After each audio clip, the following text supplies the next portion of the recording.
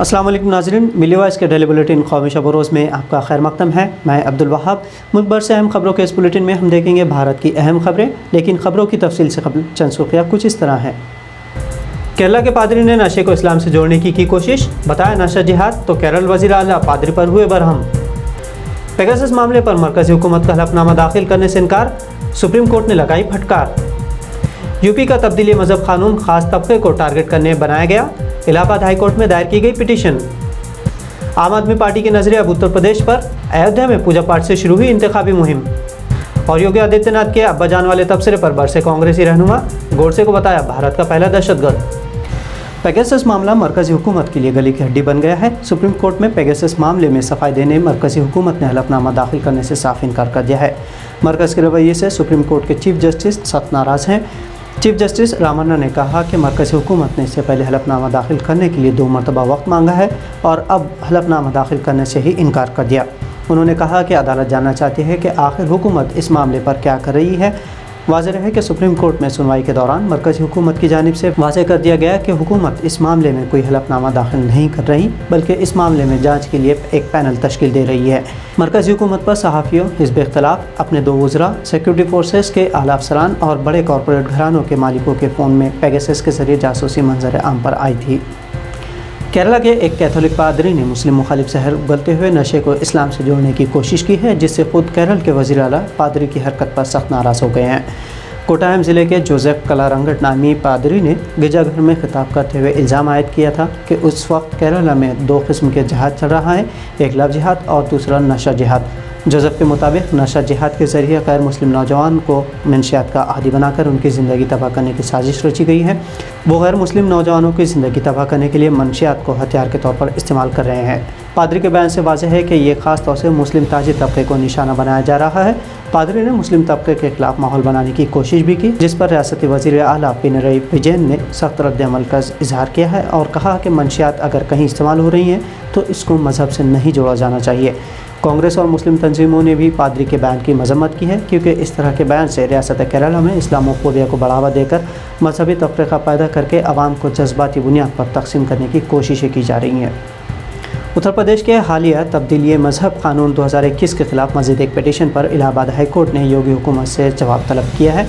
Allahabad high court के कारगुजार chief justice M.N.. Bhandari और justice Anil Kumar Ojha पर मुश्तमिल बेंच ने यूपी सरकार को जवाबी हल्फनामा दाखिल करने के लिए 3 हफ्तों का वक्त देते हुए अगली समाअत 5 अक्टूबर को करने का फैसला किया है। इस कानून को चैलेंज करने वाली मफाद आम्मा की 2 दीगर अर्जियों पर हुकूमत पहले ही जवाब दाखिल कर चुकी है, मगर ये एक और पिटीशन है जिसे समाजी कारकुन अनंत मालवीय ने दाखिल किया है। मालवीय ने ऑर्डिनेंस की शक्ल में कानून के निफाज के वक्त ही इसे चैलेंज किया था, जो एक्ट बन जाने के बाद मुस्तरद हो गई थी, मगर अदालत ने उन्हें तरमीम शुदा पटिशन दाखिल करने की इजाज़त दी थी।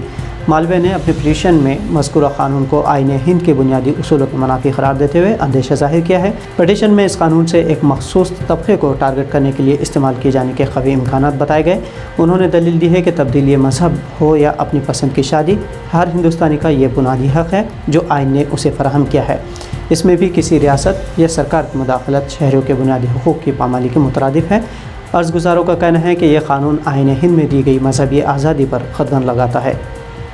उत्तर प्रदेश असम्बली इलेक्शन 2022 के तहत इस बार तमाम पार्टियों की नज़रें अयोध्या पर है। यही वजह है कि हर कोई अपना सियासी सफ़र अयोध्या से ही शुरू करना चाहता है।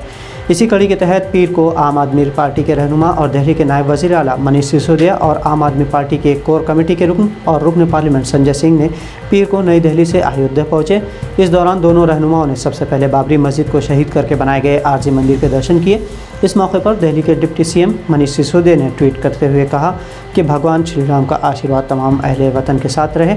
उन्होंने कहा कि यूपी में आम आदमी पार्टी राम की कृपा से तालीम, सेहत, बिजली, पानी और रोज़गार पर दिल्ली की तरह काम करेगी। सिसोदिया ने कहा कि अयोध्या में श्री राम ने लोगों की खुशहाली के इक़्तिदार की एक ऐसी मिसाल कायम की है कि राम राज्य आज भी एक सेहतमंद और खुशहाल हुक्मरानी का इस्तारा है।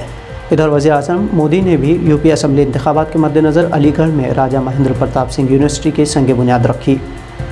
कांग्रेस ने उत्तर प्रदेश के वज़ीर आला योगी आदित्यनाथ के नाज़ेबा रिमार्क अब्बाजान पर शदीद तनकीद का निशाना बनाया है।